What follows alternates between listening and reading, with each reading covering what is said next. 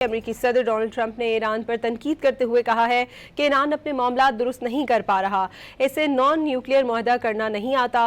Truth social पर अमेरिकी सदर ने कहा कि ईरान को जल्द समझदार होना पड़ेगा। ट्रंप ने अपने बयान के साथ एक मस्तूई जहानत से तैयार करदा तस्वीर को नो मोर मिस्टर नाइस गाय के कैप्शन के साथ शेयर किया, जिसमें डोनाल्ड ट्रंप को मशीन गन थामे देखा जा सकता है, जबकि अकब में बमबारी का मंजर है।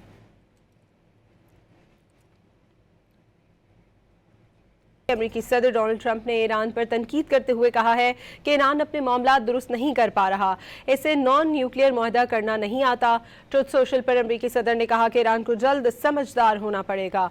ट्रंप ने अपने बयान के साथ एक मस्तूई जहानत से तैयार करदा तस्वीर को नो मोर मिस्टर नाइस गाय के कैप्शन के साथ शेयर किया, जिसमें डोनाल्ड ट्रंप को मशीन गन थामे देखा जा सकता है, जबकि अकब में बमबारी का मंजर है।